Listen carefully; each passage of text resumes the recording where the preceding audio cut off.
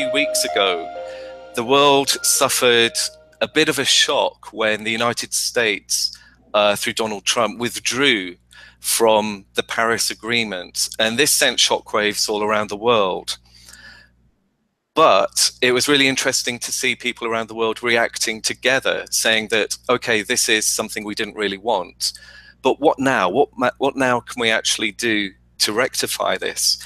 And one of the interesting initiatives I felt that we could focus on positively around the world, communities could focus positively on, is the Earth Charter. Fritjof, you're a very senior member of the Council of the Earth Charter Initiative. So I'd like to start off by asking Fritjof, what exactly is the Earth Charter and what makes it so special and what led you to become involved in the initiative?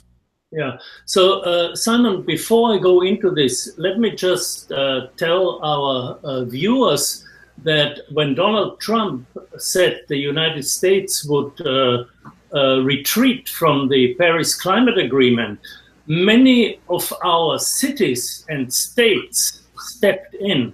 So the climate goals may well be achieved, whatever Donald Trump thinks or does. California, for instance, is maintaining its emission standards and is in fact increasing them.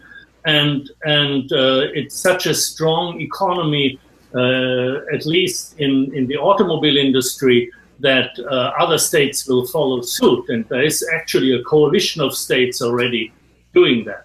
So with that, let me move to the Earth Charter.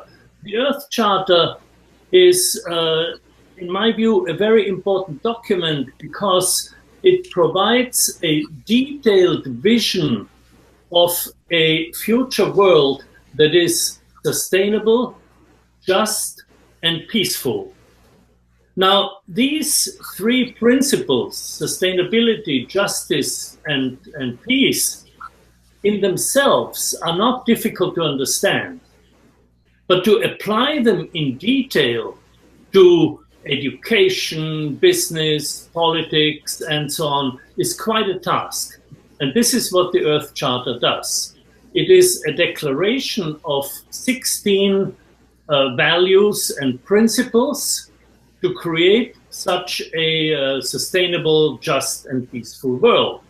It was composed in a very unique process of global collaboration involving NGOs, individuals, groups, indigenous peoples, and so on for many years. And when you read it today, it was completed in 2000. And when you read it today, it's still fully valid. And it is really a magnificent summary of exactly the kind of ethics, the kind of values we need today. Could I just read, I've got the Earth Charter in front of me. I'd love to just read the very first paragraph. It is quite, well, it's not a huge document, it's quite compact, but I love the way the Earth Charter starts. And I'd like to read this to really start our webinar, because I think it's a wonderful place to start. We stand at a critical moment in Earth's history, a time when humanity must choose its future. As the world becomes increasingly interdependent and fragile, the future at once holds great peril and great promise. To move forward, we must recognize that in the midst of a magnificent diversity of cultures and life forms, we are one human family and one Earth community with a common destiny. We must join together to bring forth a sustainable global society founded on respect for nature, universal human rights, economic justice, and a culture of peace.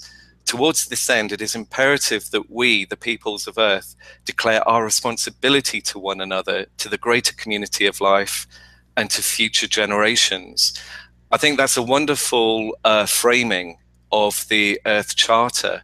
So, Fritjof, how are people actually getting involved? Because I know nowadays you still have a great involvement as in the Earth Charter initiative. Could you talk a little bit about how people can really get involved with the Earth Charter? How I got involved in it. I have known about the Earth Charter for many years, and I actually had a copy of the text for many years, but never really studied it, in great detail.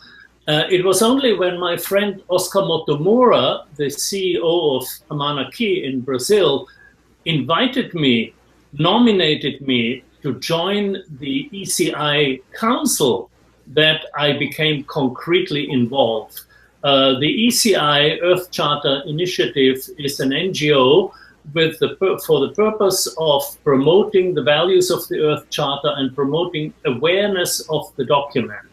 And they have numerous initiatives. All you need to go is to Earth Charter Council, to the Earth Charter Initiative website. They have a youth program. They have school curricula. They have courses and seminars in Costa Rica where they are headquartered, and just an enormous amount of programs. Let me also mention, Simon, for our viewers, that Amana Key and Oscar Motomura are an individual and an organization I have known for over 20 years. They are an executive education program, and I'm on their faculty. And they have also produced the videos for my online course. So this has been a very long collaboration for many years. Yeah, it's wonderful to hear that, especially, bringing in children, including the educational aspect. Daniel, I know you had involvement, I believe, starting in the year 2000 with the Earth Charter Initiative. I was just wondering, it's an absolute, for me, it's a very inspirational charter. But what are the kind of next steps? Could you talk a little bit about your experience in projects that have maybe been inspired by the Earth Charter?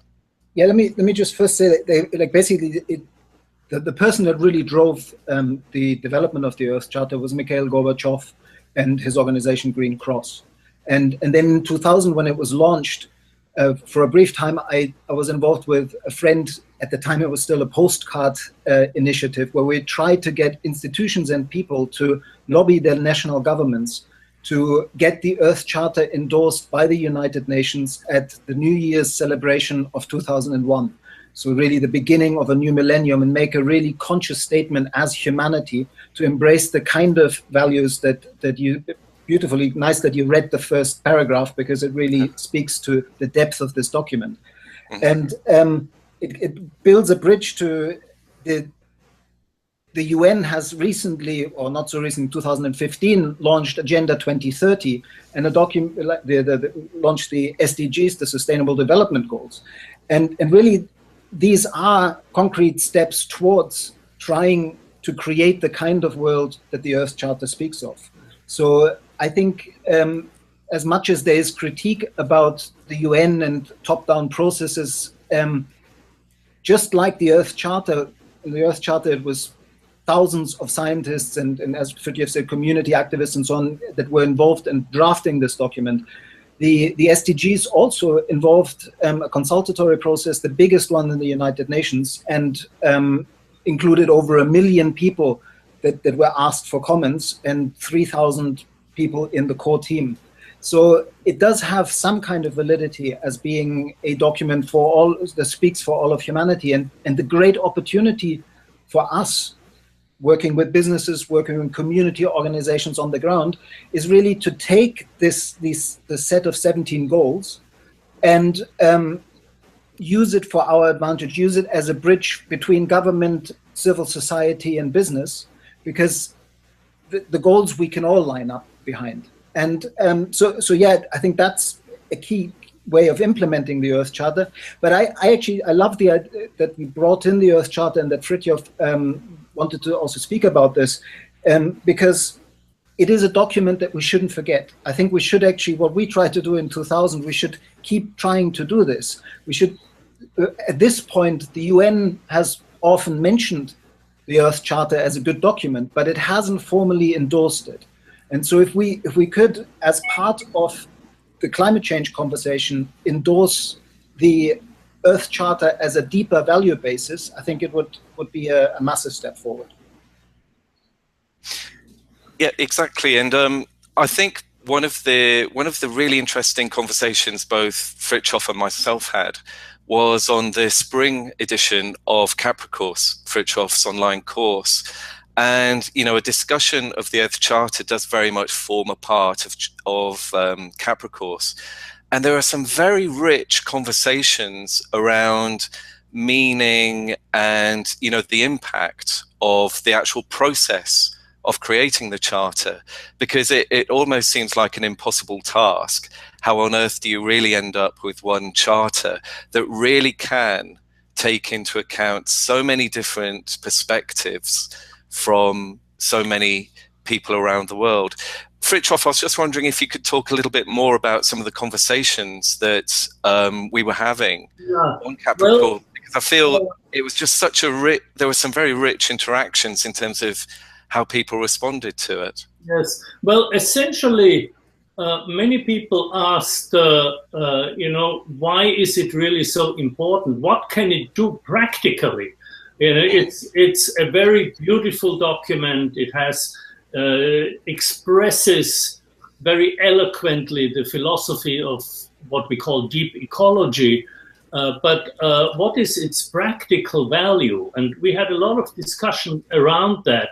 And in my view, the practical value comes in because when you look at the world's major problems today, you not only recognize that they're all interconnected, there are systemic problems and they need systemic solutions. And that's the intellectual part of how to solve the problems, which is really important.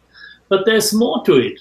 Many of these problems arise because of a question of values. Let me give you a couple of examples. If the wealthy individuals and corporations today paid their fair share of taxes rather than hiding their funds in offshore tax shelters, we would not have any economic crisis anywhere. There's enough money around.